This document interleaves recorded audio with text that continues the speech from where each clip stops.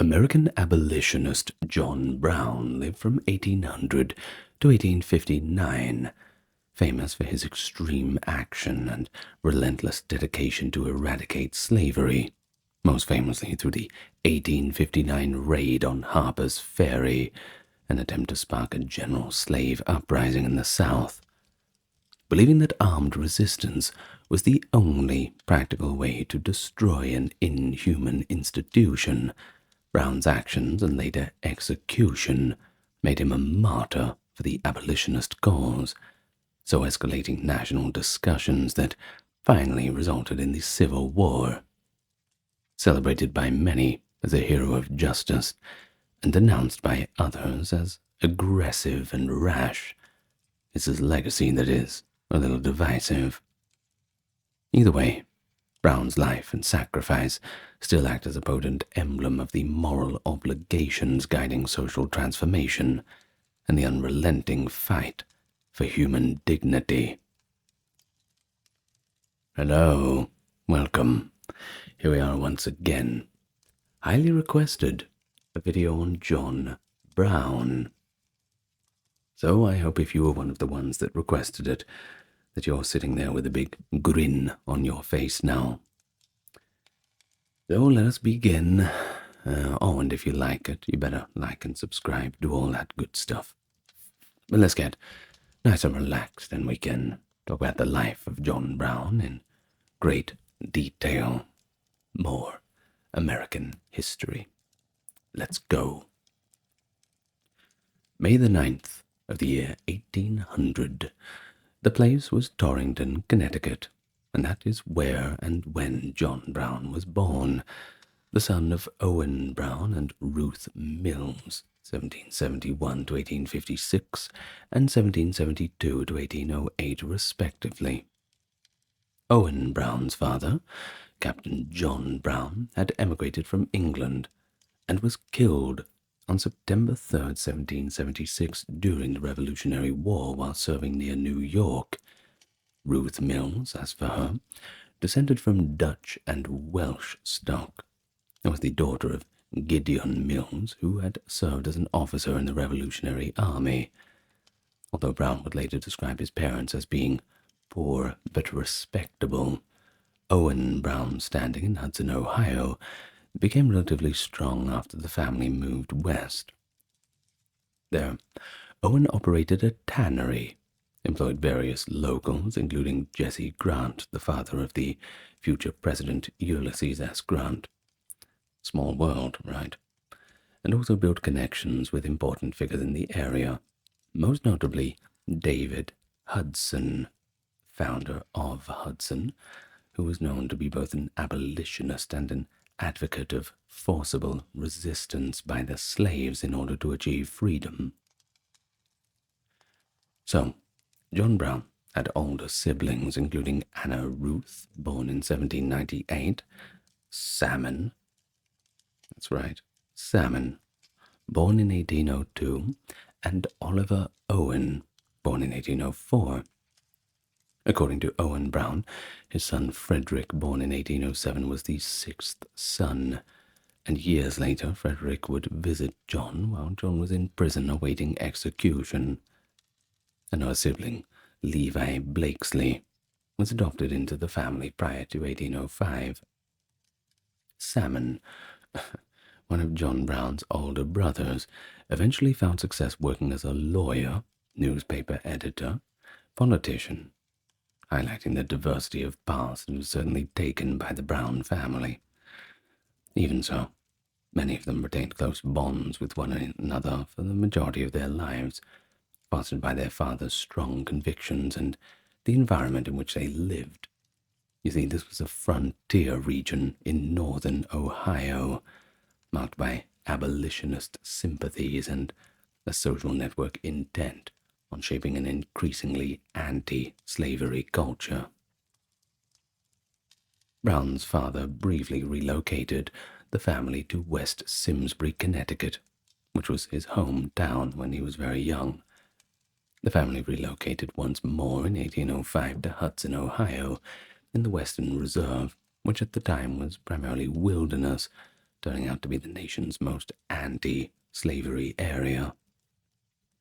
As for Owen, who detested slavery from the bones, took part in Hudson's anti-slavery debate and activities, and provided a safe haven for refugees from the Underground Railroad.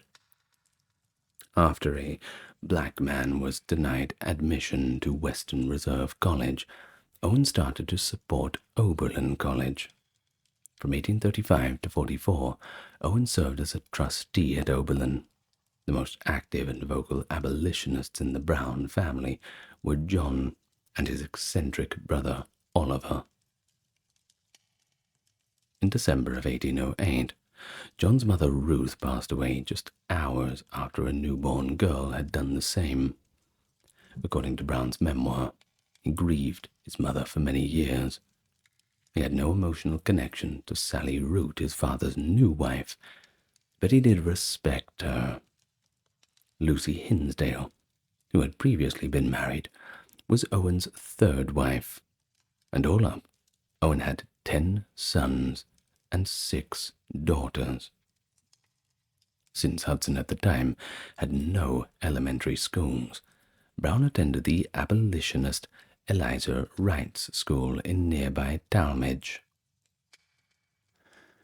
According to a story he told his family, Brown worked for a man who had a colored boy who was beaten in front of him with an iron shovel when he was 12 years old and away from home moving cattle. The man responded that he was a slave when he was asked why he was treated in this way. Henry Thompson, Brown's son-in-law, claims that that was the turning point for John Brown's life when he made the decision to dedicate his life to bettering the lot of African Americans. John met local Native Americans while growing up in Hudson, picked up some of their language too. He invited them to dine at his house, and even went hunting with them. Well, John, at the age of 16, moved to New England in order to pursue a liberal education and become a gospel minister. After consulting and conferring with Jeremiah Halleck, a clergyman in Canton, Connecticut at the time, whose wife was actually related to Brown, he followed advice and moved to Plainfield, Massachusetts, where he received college preparation from Moses Halleck. He would have gone to Amherst College, but his eye inflammation eventually turned chronic. Preventing him from pursuing his education, he decided to go back to Ohio. Brown used a book to teach himself surveying back in Hudson, before starting a prosperous tannery outside of town with his adopted brother, Levi Blakesley. He worked for a short time at his father's tannery. Both of them maintained bachelor's quarters, and Brown was a skilled chef. Miss Amos Lusk, a widow, baked his bread. Brown convinced her to handle his housekeeping since the tanning business had expanded to employ journeymen and apprentices. Thus she moved into his log cabin with her daughter, Deanth. In 1820, Brown got married to Deanth. She was described as a remarkably plain, but neat, industrious, and economical girl of excellent character, earnest piety, and practical common sense. However, we don't have any pictures of her, which is unfortunate. 13 months later, John Jr., their first child, was born. Dianthe gave birth to 7 children during her 12 years of marriage, including Owen, before passing away in 1832 due to complications during childbirth. Brown was well versed in the Bible and was able to identify even the smallest mistakes in its rectification. He never drank tea, coffee, or alcohol, nor did he ever use tobacco. His favorite books, after the Bible, of course, were Plutarch's Parallel Lives series. It's very good taste, actually. Parallel Lives was fantastic. I'm just saying, that's my opinion. He liked to read about Oliver Cromwell and Napoleon as well. Truly successful men were, in his opinion, those who owned libraries. I like him more and more. To be in a better position to run a secure and effective underground railroad station, Brown left Hudson, Ohio, where he owned a prosperous tannery. He spent more time in Richmond Township, Crawford County, Pennsylvania, than anywhere else after relocating there in 1825. A cabin, a two-story tannery with 18 vats, and a barn which included a well-ventilated, hidden room to conceal runaway slaves was swiftly constructed after he purchased 200 acres of land and cleared an eighth of it. About 55 miles from Richmond Township, he brought refugees to Jamestown, a crucial underground railroad connection, and across the state line into New York. The escapees were concealed in survey equipment, hides for his tannery, and the wagon he used to transport the mail. According to the Pennsylvania Department of Community and Economic Development, his farm served as a significant stop on the railroad for 10 years, assisting an estimated 2,500 enslaved individuals on their journey to Canada. To bolster the network, Brown enlisted additional Underground Railroad station masters. By surveying new roads, Brown earned a bit of money. He helped establish a school, which met in his house at first because he was its first teacher, and he recruited a preacher for a Richmond Congregational School. The farm and tannery compound served as the venue for their initial meetings. In 1828, President John Quincy Adams appointed him the first postmaster of Randolph Township, Pennsylvania, after he assisted the establishment of a post office. President Andrew Jackson reappointed him, and he remained in that position until 1835, when he left Pennsylvania. He delivered the mail for a few years, from Meadville to Riceville, which is about 20 miles away. At Meadville, he was actually fined for refusing to join the militia. Together with a relative from eastern Ohio named Seth Thompson, Brown ran an interstate cattle and leather company during this time. Brown was asked by some white families in 1829 to assist them in evicting Native Americans who hunted in the area every year. Of course, Brown refused to do this, even going as far to say, "I would sooner take my gun and help drive you out of the country." You tell him, John, you tell him. Now, Frederick, Brown's son, passed away in 1831 at the age of 4, and due to his illness, Brown's business suffered, which left him deeply indebted. His wife, Diantha, also passed away mid-1832. The children, John Jr., Jason, Owen, Ruth, and Frederick, the second Frederick, by the way, were left with him. On July 14, 1833, Brown wed Mary Ann Day, a girl from Washington County, New York, who was Brown's housekeeper's younger sister at the time. 7 of the 13 children they eventually had were sons who joined their father in the struggle to end slavery. So, Brown taught at Sunday school in Franklin Mills, Ohio, after relocating with his family from Pennsylvania in 1836. He formed a partnership with Zenas Kent to build another tannery, but Brown left the partnership before it was finished. He also took out a large loan to purchase land in the area, including property along canals that were being built. Brown kept up his underground railroad network the whole time. Brown was estimated to be worth about $500,000 in today's money when he became a bank director. He made excessive investments in state and credit bonds, like many Ohio businessmen, and lost a lot of money during the Panic of 1837. Yeah, everybody lost a lot of money. They called it a panic for a reason, believe me.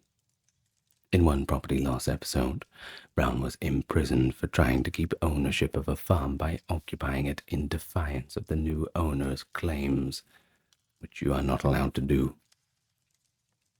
Elijah Parrish Lovejoy was killed in Alton, Illinois, in November 1837 for publishing an abolitionist newspaper. Of course, Brown, who was extremely distressed by the event, began to act more aggressively, much like the Reverend Henry Highland Garnet.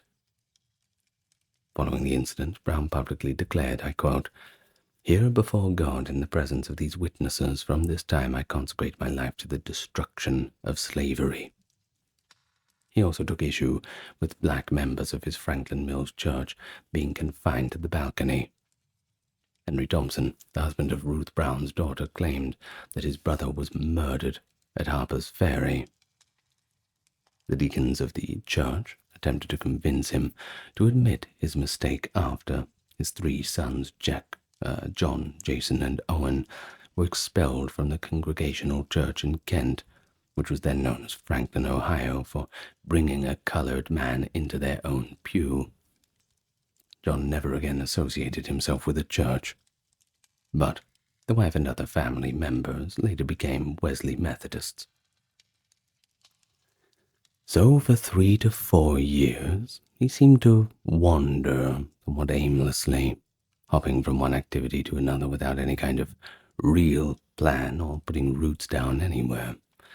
In an effort to pay off his debt, he tried a variety of business ventures. He bred horses for a short time, but he stopped when he discovered that the buyers were using them for racing. He engaged in farming, tanning, and surveying. On September 28, 1842, Brown finally filed for bankruptcy in federal court, and 3 of his children, Austin, Peter, and Charles, perished from dysentery in the following year. Brown had established himself as an authority on fine sheep and wool by the middle of the 1840s. He operated Captain Oviatt's farm for about a year before partnering with Colonel Simon Perkins of Akron, Ohio, whose farms and flocks Brown and his sons were in charge of. Eventually, Brown and his family moved across the street from the Perkins stone mansion to a new residence. As an agent for Ohio wool growers in their dealings with New England woolen goods manufacturers, Brown relocated to Springfield, Massachusetts in 1846. Also, as a means for developing his scheme of emancipation. The leadership there, which included the publisher of The Republican, one of the nation's most influential newspapers, was deeply involved and emotionally invested in the anti-slavery movement. In Springfield, Brown established relationships that eventually led to financial assistance from prominent New England merchants, gave him the opportunity to hear and interact with renowned abolitionists such as Frederick Douglass and Sojourner Truth, and laid the groundwork for the League of Gileadites following the enactment of the Fugitive Slave Act of 1850. As he witnessed the success of Springfield's Underground Railroad and embarked on his first foray into militant anti-slavery community organizing, Brown's personal views began to change. In his speeches, he claimed that white people were, I quote, ready to help blacks challenge slave catchers. Because of the martyrs Elijah Lovejoy and Charles Turner Torrey, Brown discovered a community in Springfield that was as passionately opposed to slavery as he was, and they appeared to educate one another. Brown's years in Springfield were undoubtedly a life-changing time, that's for sure. Now, on to this Fugitive Slave Act. Well, this act, which required authorities in free states to assist in the return of escaped slaves and penalize those who aided their escape, was passed in the United States prior to Brown's departure from Springfield in 1850. In response, Brown established the League of the Gileadites, a militant organization run by free blacks, including the strong-minded, brave, and dedicated Eli Baptist, William Montague, and Thomas Thomas, who ran the risk of being apprehended by slave catchers and sold into slavery in order to stop the recapture of fugitives.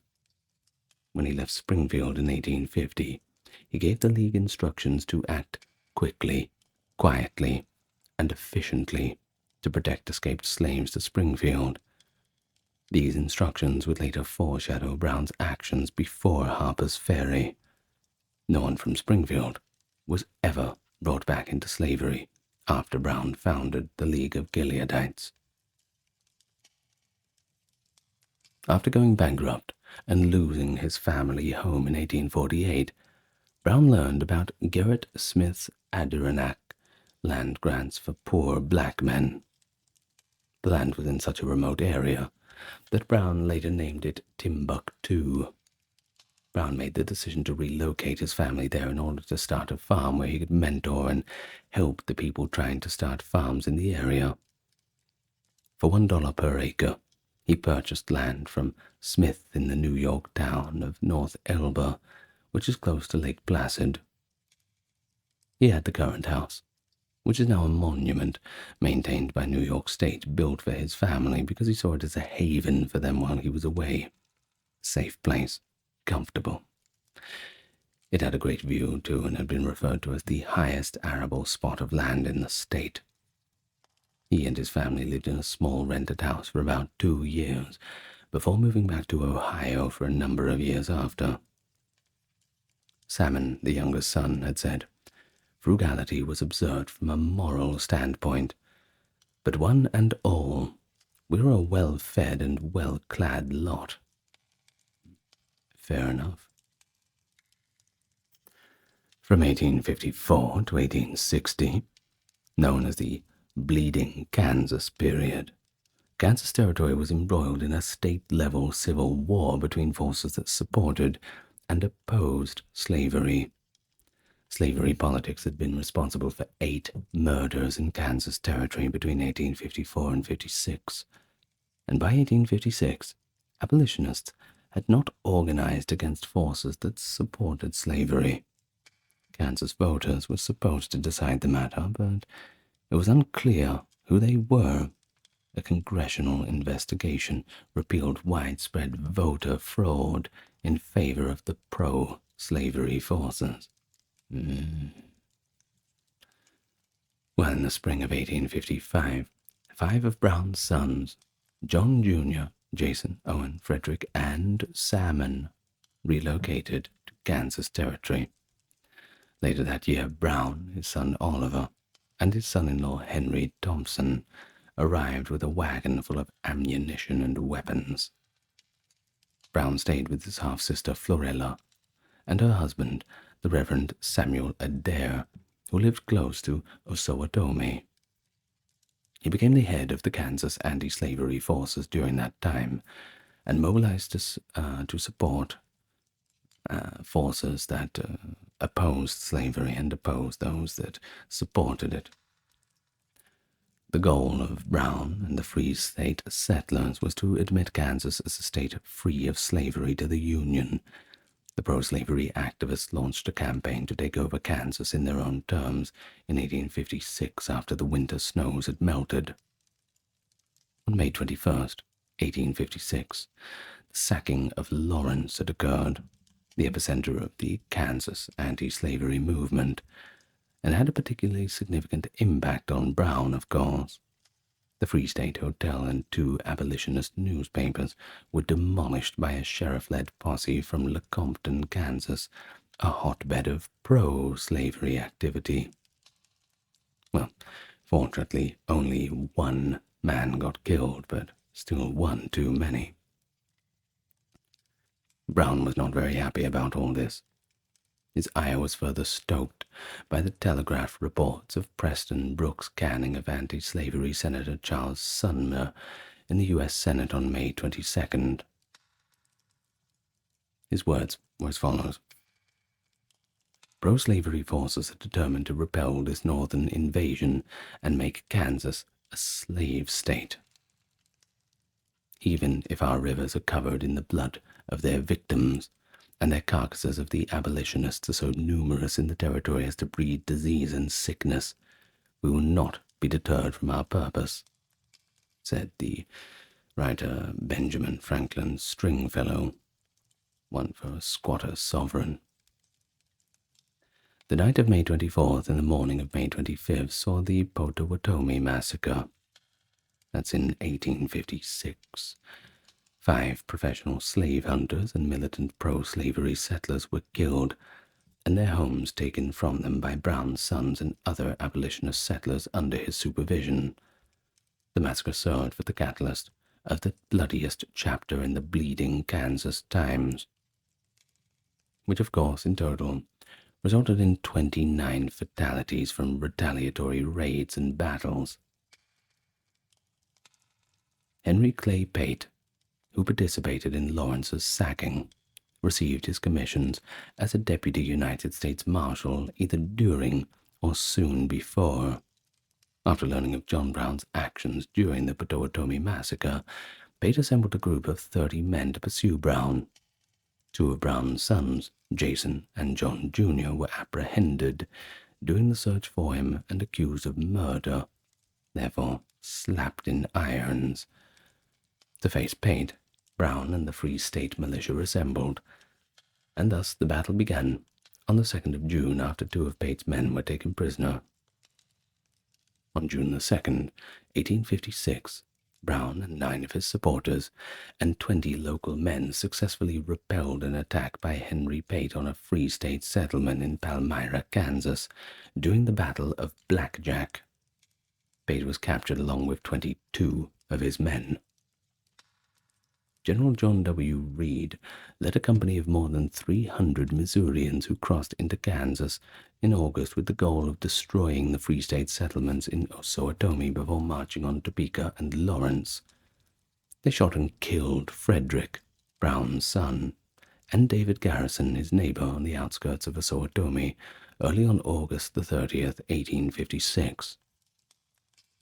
Brown positioned his 38 men behind natural defenses along the road, despite being outnumbered by more than 7 to 1. They killed at least 20 of Reed's men and wounded 40 more while firing from cover. After regrouping, Reed gave the order for his men to get off their horses and rush into the woods, crossing the Marias de Cines River. Brown's small group dispersed and ran away. During the retreat, 4 of Brown's men were taken prisoner and 1 of them killed. The Missourians then burned and pillaged Pottawatomie, while Brown and his remaining men sought refuge in the surrounding woods. But despite losing, Brown became a national hero to many Northern abolitionists for his valor and military skill in the face of those overwhelming odds. In order to meet with Free State leaders and assist in fortifying against a feared attack, Brown entered Lawrence on September the 7th. Kansas was being invaded by at least 2,700 Missourians who supported slavery. Near Lawrence, they engaged in combat on September 14th, when John W. Geary, the new governor of Kansas, ordered the warring parties to disarm and disband, and offered clemency to former fighters on both sides. Serious violence was avoided, despite Brown's preparations for battle. Because of his actions in Kansas, Brown had gained notoriety, and federal warrants were issued for his arrest. He started to be cautious about who he stayed with and how he traveled. Things were not safe anymore. Well, all in all, he had long since been planning a significant crescendo attack on American slavery. Brown had been preparing the attack for 20 years, according to his wife Mary, who was interviewed while her husband was awaiting execution. And according to Frederick Douglass, he planned before engaging in combat in Kansas. He moved his family to the black community in Timbuktu, New York, settled his business affairs, and, in his own imagination, planned an anti-slavery raid that would run slaves off southern plantations and deal a serious blow to the entire system. According to James Redpath, his first biographer, for 30 years, he secretly cherished the idea of being the leader of a servile insurrection, the American Moses. predestined by omnipotence to lead the servile nations in our southern states to freedom. Brown himself had stated, "A few men in the right, and knowing they are right, can overturn a mighty king. 50 men, 20 men, would break slavery to pieces in 2 years." According to Jeremiah Anderson, one of the participants of the raid, Brown took care to keep his plans secret, including not disclosing them to his own men. Of Brown's 3 participating sons, only Owen survived, and he stated in 1873 that he did not believe his father had written down the entire plan. For more than a day, he talked extensively about his plans with Frederick Douglass in an attempt to convince the black leader to go with him to Harpers Ferry, which Douglass believed was an impossible attempt. In order to secure political and financial support for the Ferry raid, Brown met with abolitionists in Connecticut, New York, and Massachusetts for the majority of 1857. Brown first went back to Springfield, where he was given donations and a letter of recommendation from George Walker, a well-known and affluent merchant. In January of 1857, Brown was introduced to a number of prominent abolitionists in the Boston area by Franklin Benjamin Sanborn, the secretary for the Massachusetts State Kansas Committee. Brown also received a sizable sum of money in secret from Amos Adams Lawrence, a well-known Boston merchant. Despite his disagreement with the necessity of using violence to abolish slavery, the pacifist William Lloyd Garrison, Thomas Wentworth Higson, Theodore Parker, and George Luther Stearns, along with Samuel Gridley Howe, all backed Brown's plan. He met with Ralph Waldo Emerson and Henry David Thoreau in Boston. Brown had not gathered all the funds required to finance the raid. Even with the help of the secret Sikhs and other donors, with some degree of success, he wrote an appeal to abolitionists in the East called Old Brown's Farewell. He then organized an anti-slavery mock legislature that convened in Springdale, Iowa, in December of 1857. He preached at Hitchcock House, an underground railroad stop in Lewis, Iowa, during a number of his journeys across the state. Kansas was quiet after winning the October elections as a free state. After forcing his men to return to Iowa, Brown gave them hints about his Virginia plot.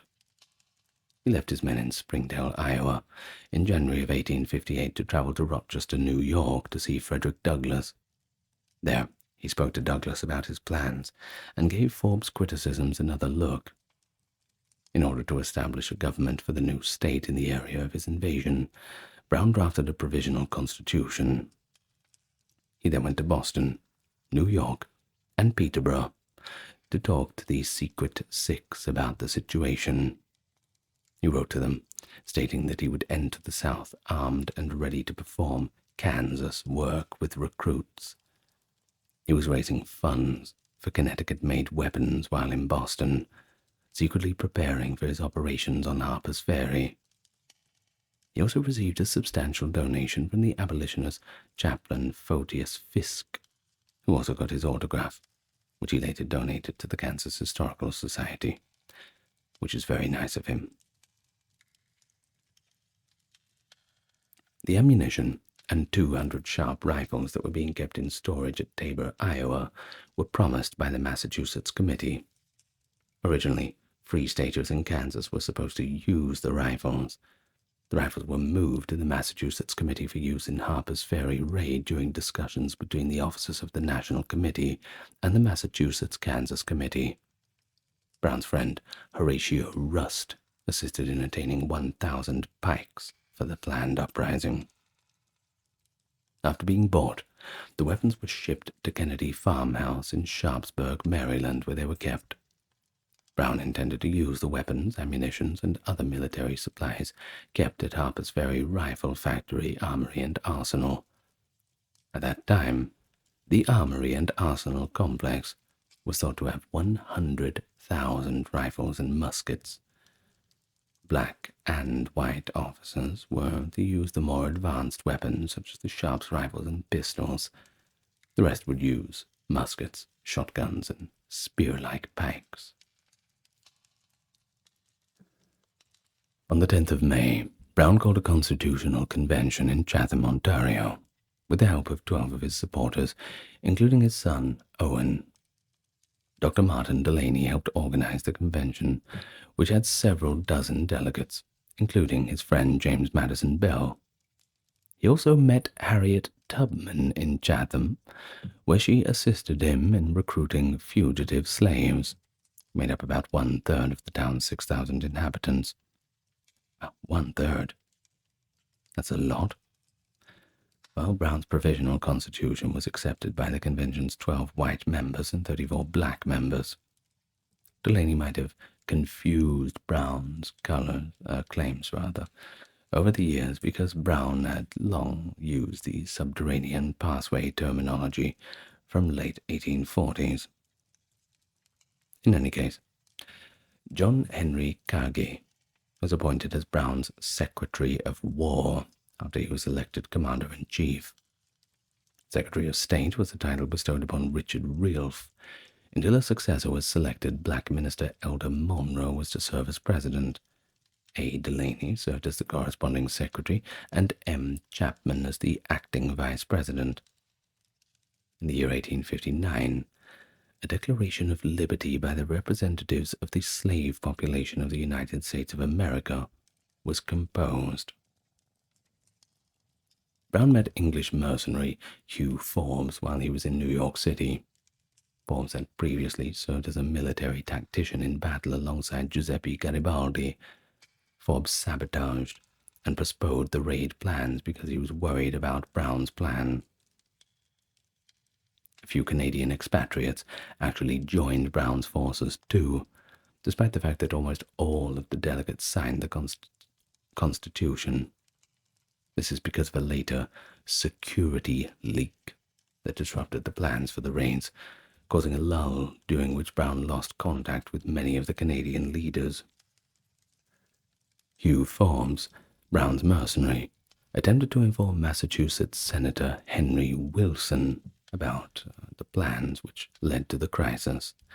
The Secret Six were afraid that their identities would be revealed. Parker, Stern, Smith, and Sanborn insisted on a postponement, but Howe and Higginson wanted Brown's progress to continue without any delays. The main funding sources were Stearns and Smith, and their statements were taken a lot more seriously. In an attempt to divert Forbes' attention and disprove his claims, Brown went back to Kansas in June and stayed there for 6 months. James Montgomery, who was in charge of raids into Missouri, teamed up with him there. Brown led his own raid on December 20th and freed 11 slaves, captured 2 white men, and looted wagons and horses. For his capture, the Missouri governor offered a reward of $3,000, or about $100,000 in today's money. Not bad.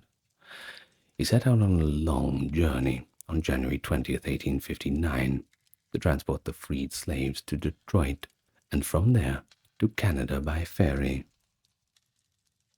Abolitionists Allan Pinkerton, John Jones, and Henry O. Wagoner met Brown while he was traveling through Chicago. They helped him buy supplies and arrange the fare for the trip to Detroit. Mary Jane Richardson Jones, Jones's wife and fellow abolitionist, gave Brown and his men new clothing, including the outfit which he was actually hanged in 6 months later. Brown discussed emancipation with Frederick Douglass and Detroit abolitionists George de Baptiste, William Lambert, and others on March 12, 1859, at William Webb's home in Detroit.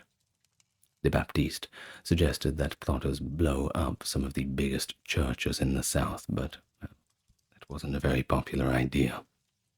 Brown also argued against that, believing that humanity in general forbade such needless killing. You don't go and blow up a church. Who invited Baptiste to this meeting? For a name like De Baptiste, it's a little ironic that he's suggesting blowing up churches.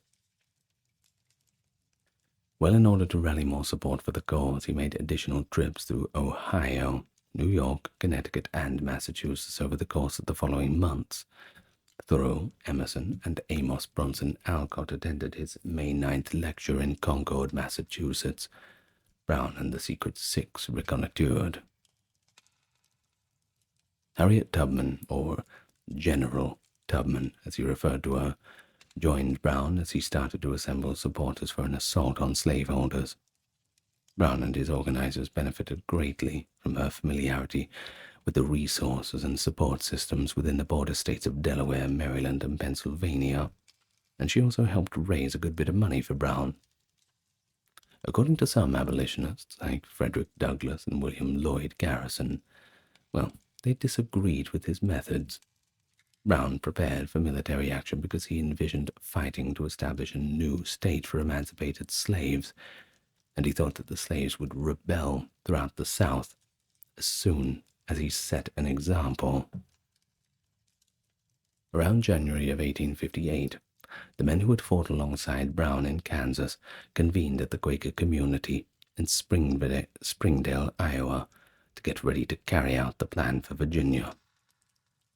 Before leaving for Harpers Ferry in June, Brown made his final trip to North Elba to see his family.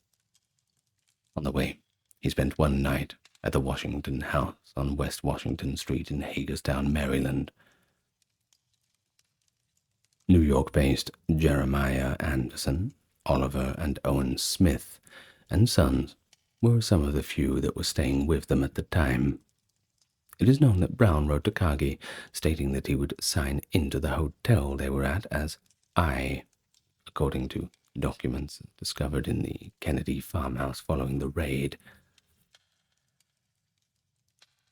4 or 5 miles from Harpers Ferry, they were at Kennedy farmhouse.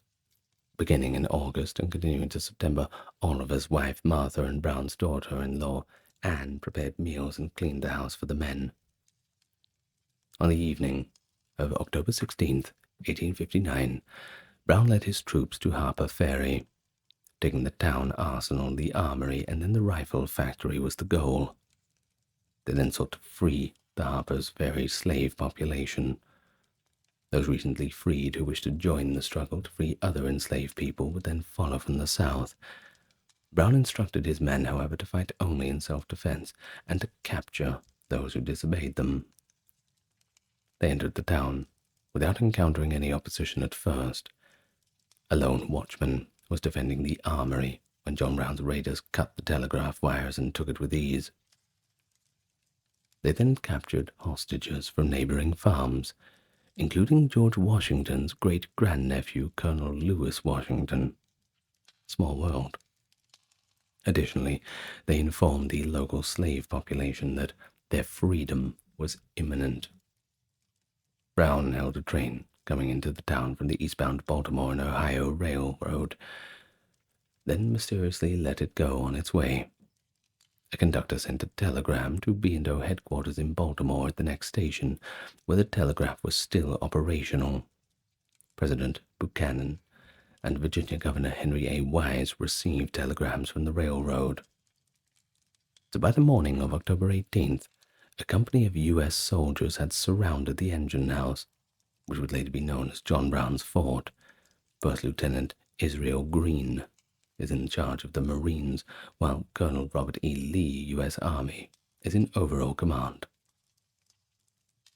When the Army First Lieutenant J.E.B. Sturt arrived with the engine house to capture Brown, he assured the raiders that if they turned themselves in, their lives would be spared. Stewart signaled the Marines to break down the door of the engine room using sledgehammers and a makeshift battering ram, but Brown refused, saying, "I prefer to die here." Brown was cornered by Lieutenant Israel Green, who repeatedly hit him in the head, causing quite a few wounds. Brown and the rest of the survivors were taken prisoner in less than 3 minutes. The men killed 1 Marine and 4 townspeople in total. There were 10 injured, including a Marine.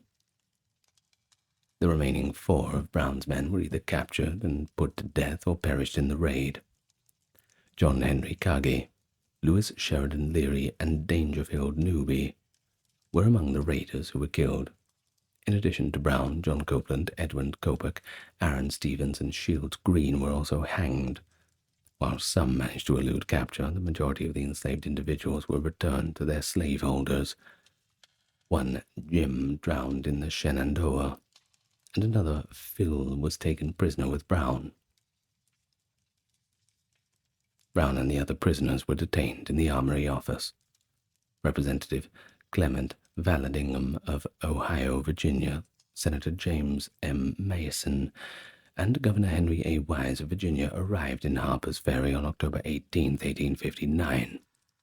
Brown acknowledged that if he did not get the support he had hoped for from black and white people, the interrogation went on for several hours. You can only imagine that it was not very friendly. At Governor Wise's request, Brown was charged with treason and put on trial in a Virginia state court. Treason against Virginia was the charge as a result. There was no objection from President Buchanan. On October 26, Brown and his men who survived the raid did not flee. Copeland, Copac, Green, and Stevens were tried on treason, murder, and conspiracy to foment a slave insurrection charges. Following 45 minutes of deliberation and a week-long trial in Jefferson County's seat, Charlestown, Brown was found guilty on all 3 counts by the jury on November 2nd.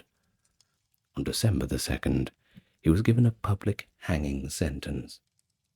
And that makes him, a little bit of trivia, the first person in American history to be put to death for treason.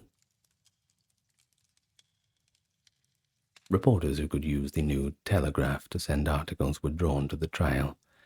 Several newspapers reprinted them. It was the first nationally publicized trial in the United States.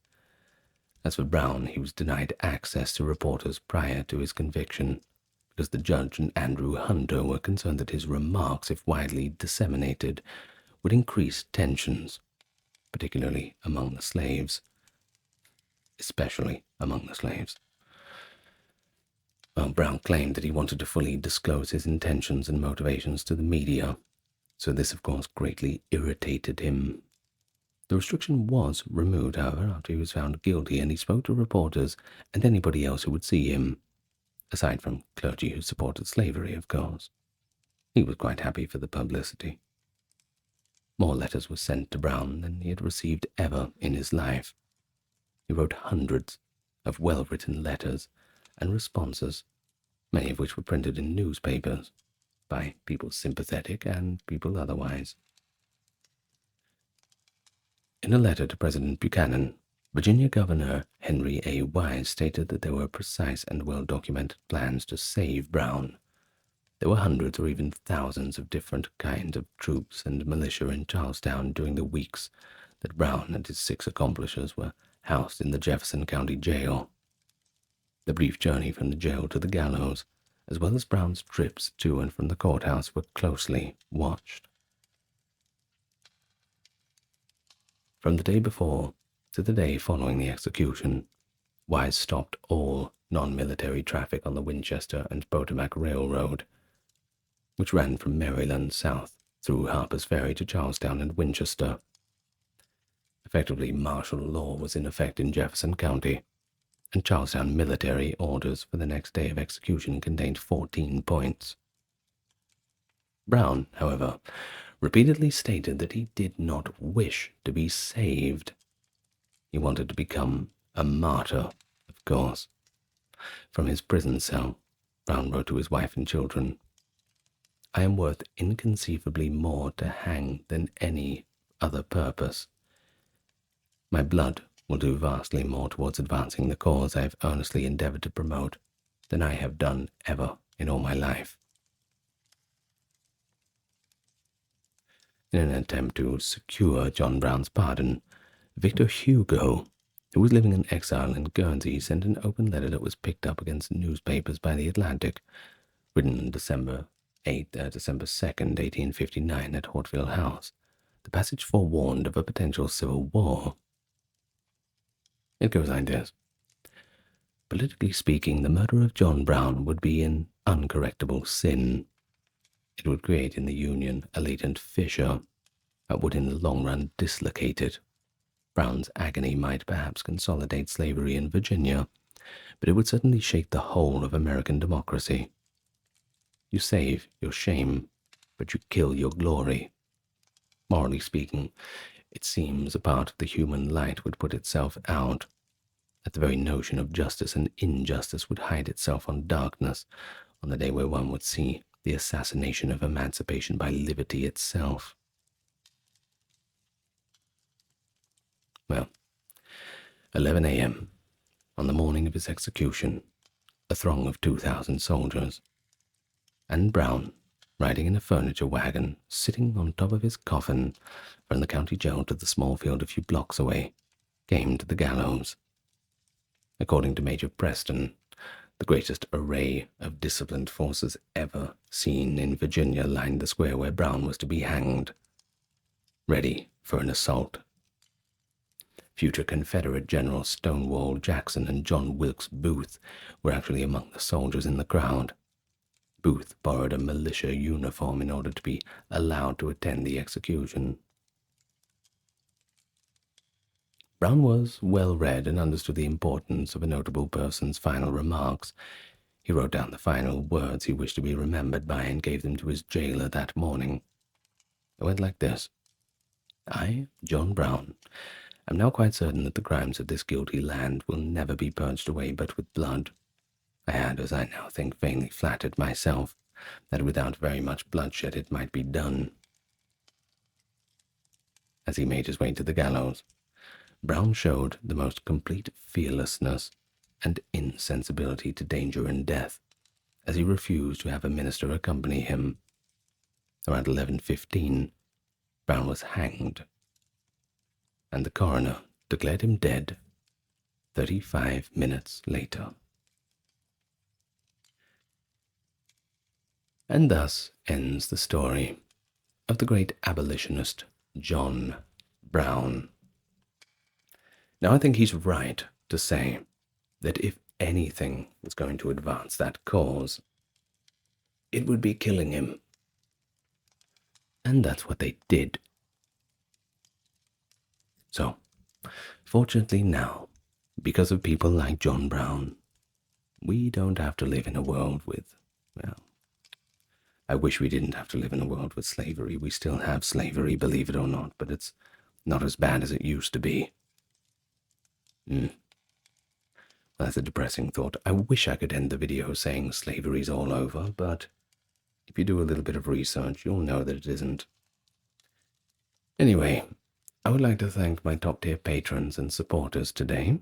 Dark, Kimberly, Christine, Sally, Ember, Susan, Cameron, Legitmus, Kerry, Charlene, Lynn-Therese, Katiana, Nicholas, Ulfred Near, Charles, Christine, Dr. Neuro Nerd, Erin, Jaden, Jim, Jeffrey, Jessica, Madeline, Melissa, Orthodox Review, Scott, Stark Factory, Shell, Wendy, Josie, Sarah, Video Man, Ryan, Thor, Cameron, Stefan, Kevin, and the HMS HH. Thank you very much. So, I will see you in the next exciting video. Oh, I'm sure it will be exciting. Who knows what it will be? Good night, everybody. Lots of love to you all.